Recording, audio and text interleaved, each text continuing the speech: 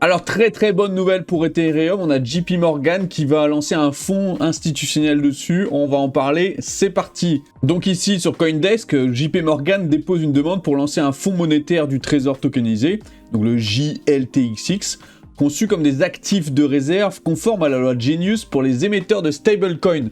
Alors c'est un petit peu barbare, je vais te traduire ça.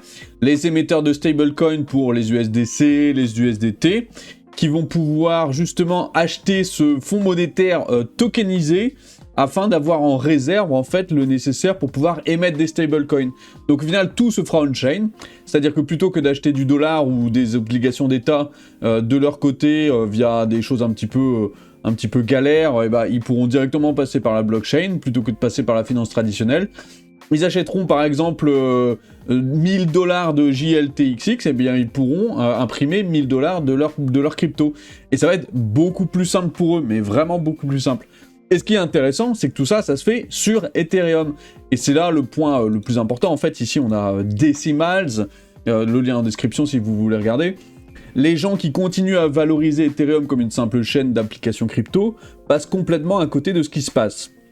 JP Morgan vient de déposer une demande pour un fonds monétaire tokenisé, conçu autour de collatéral en bons du trésor et en repos pour les réserves de stablecoin. Donc voilà, c'est des investissements très simples, très peu risqués. Donc les trésors, les bons du trésor à court terme, plus du repos. Pour les réserves de stablecoin, c'est simple, c'est clair, c'est efficace. Pas un mème, pas une expérience, mais la véritable couche de réserve des dollars numériques qui migrent sur les rails d'Ethereum.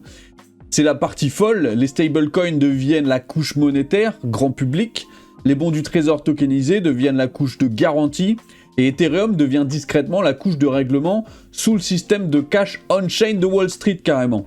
La plupart des gens continuent à débattre des frais pendant que la plus grande banque du monde reconstruise les marchés monétaires sur Ethereum directement, et ça fait plaisir à voir. Donc c'est là un petit peu l'objectif de la vidéo, c'est de vous montrer que Ethereum a vraiment une poussée institutionnelle, a réussi à draguer les institutionnels pour que eux viennent construire dessus. Parce que, je le dis encore une fois, Ethereum c'est la reine des altcoins, c'est l'altcoin potentiellement la plus solide en termes de sécurité. Vous pensez bien que des institutionnels ne vont pas aller sur Solana, étant donné que Solana a eu des crashs en 2024, la blockchain a arrêté de fonctionner. Ça, c'est pas valable. Et évidemment, si tu compares Ethereum à Solana à ce niveau-là, Ethereum, en termes de sécurité et de technologie, est beaucoup plus fonctionnel. Je dis pas que c'est mieux, je dis que c'est plus fonctionnel et que c'est moins risqué. Évidemment, c'est pour cette raison que les institutionnels vont aller sur Ethereum. Et donc, Ethereum a clairement un coup à jouer, on va le voir sur la charte. Alors, j'en ai déjà parlé ici, mais sur la charte, on voit qu'on est vraiment dans un canal ici entre presque 5000 et puis un canal qui bouge ici à la hausse qui est le plus bas actuellement, allez, autour des 1800. Si on passe en dessous des 1800, ça fait mal. Mais tant qu'Ethereum est dans ce canal, ça va.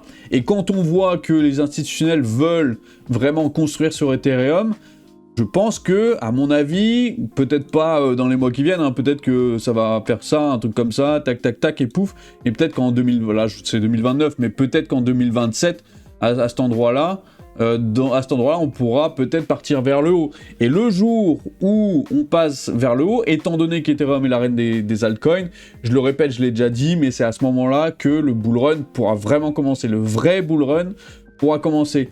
Il faudra quand même faire attention, ce ne sera pas 2020-2021 où tout va pump, mais on aura vraiment quelque chose d'hyper intéressant à ce moment-là. Il faudra être dans le bon train. Voilà, si on est dans le mauvais train, ça va pas avancer. Hein. Si on est dans un même coin pourri qui vient de sortir il y a 2 semaines, faut pas s'attendre à grand-chose.